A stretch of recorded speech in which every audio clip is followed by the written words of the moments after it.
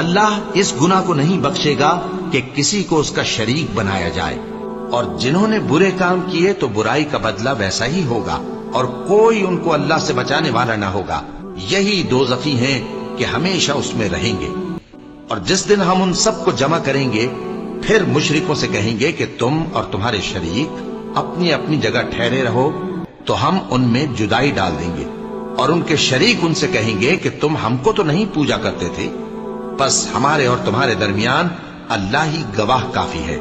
ہم تمہاری پرستش سے بالکل بے خبر تھے۔ وہاں ہر شخص اپنے اعمال کی جو اس نے پہلے کیے ہوں گے جانچ کر لے گا، اور جو شخص کسی مسلمان کو قصدن مار ڈالے گا تو اس کی سزا دوزخ ہے،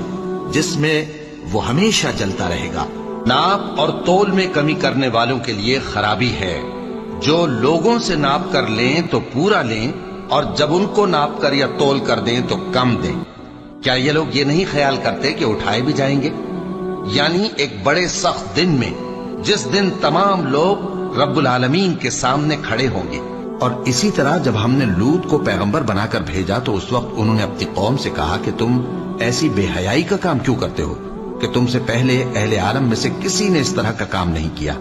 یعنی خواہش نفسانی پورا کرنے کے لیے عورتوں کو چھوڑ کر مردوں کے پاس آتے ہو۔ حقیقت یہ ہے کہ تم لوگ حد سے نکل جانے والے ہو۔ جو لوگ سود کھاتے ہیں وہ قبروں سے اس طرح حواس باختہ اٹھیں گے جیسے کسی کو جن نے لپٹ کر دیوانہ بنا دیا ہو۔ یہ اس لیے کہ وہ کہتے ہیں کہ سودا بیچنا بھی تو نفع کے لحاظ سے ویسا ہی ہے جیسے سود لینا، حالانکہ سودے کو اللہ نے حلال کیا ہے اور سود کو حرام۔ مومنو، ایک دوسرے کا مال ناحق نہ کھاؤ، ہاں اگر آپس کی رضامندی سے تجارت کا لین دین ہو اور اس سے مالی فائدہ حاصل ہو جائے تو وہ جائز ہے، اور اپنے آپ کو ہلاک نہ کرو، اور جو زیادتی کرتے ہوئے اور ظلم سے ایسا کرے گا تو ہم اس کو عنقریب جہنم میں داخل کریں گے، اور یہ اللہ کو آسان ہے۔ جو لوگ اس بات کو پسند کرتے ہیں کہ مومنوں میں بے حیائی یعنی تہمت بدکاری کی خبر پھیلے،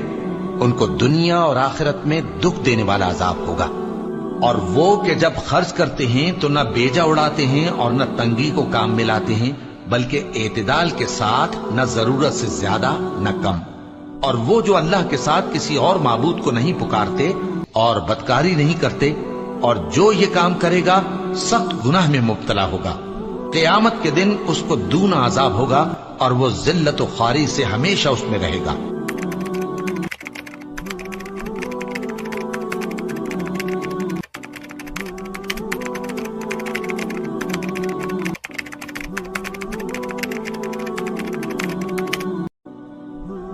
بے شک ایمان والے کامیاب ہو گئے جو نماز میں عجز و نیاز کرتے ہیں، اور جو بیہودہ باتوں سے منہ موڑے رہتے ہیں، اور جو زکوٰۃ ادا کرتے ہیں، اور جو اپنی شرم گاہوں کی حفاظت کرتے ہیں، مگر اپنی بیویوں سے یا کنیزوں سے جو ان کی ملک ہوتی ہیں کہ ان سے تعلق قائم کرنے میں انہیں ملامت نہیں،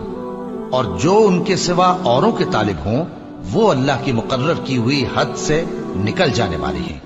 اور جو امانتوں اور اقراروں کو ملحوظ رکھتے ہیں اور جو نمازوں کی پابندی کرتے ہیں، یہی لوگ میراث حاصل کرنے والے ہیں، یعنی جنت الفردوس کے وارث بنیں گے، وہ اس میں ہمیشہ رہیں گے، اور اپنے پروردگار کی بخشش اور اس بہشت کی طرف لپکو جس کا عرض آسمان اور زمین کے برابر ہے، اور جو پرہیزگاروں کے لیے تیار کی گئی ہے، جو آسودگی اور تنگی میں اپنا مال اللہ کی راہ میں خرچ کرتے ہیں اور غصے کو روکتے اور لوگوں کے قصور معاف کرتے ہیں۔ جو شخص نیک اعمال کرے گا، مرد ہو یا عورت، اور وہ مومن بھی ہوگا، تو ہم اس کو دنیا میں پاک زندگی بسر کروائیں گے اور آخرت میں ان کے اعمال کا نہایت اچھا صلہ دیں گے۔ جن لوگوں نے کہا کہ ہمارا پروردگار اللہ ہے، پھر وہ اس پر قائم رہے، ان پر فرشتے اتریں گے اور کہیں گے کہ نہ خوف کرو اور نہ غمناک ہو، اور بہشت کی جس کا تم سے وعدہ کیا جاتا ہے خوشی مناؤ۔ اور اس شخص سے بڑھ کر بات کا اچھا کون ہو سکتا ہے جو اللہ کی طرف بلائے اور عمل نیک کرے اور کہے کہ میں مسلمان ہوں۔ اور بھلائی اور برائی برابر نہیں ہو سکتی، تو سخت کلامی کا ایسے طریق سے جواب دو جو بہت اچھا ہو۔ ایسا کرنے سے تم دیکھو گے کہ جس میں اور تم میں دشمنی تھی وہ تمہارا گرم جوش دوست ہے، اور یہ بات انہی لوگوں کو حاصل ہوتی ہے جو برداشت کرنے والے ہیں۔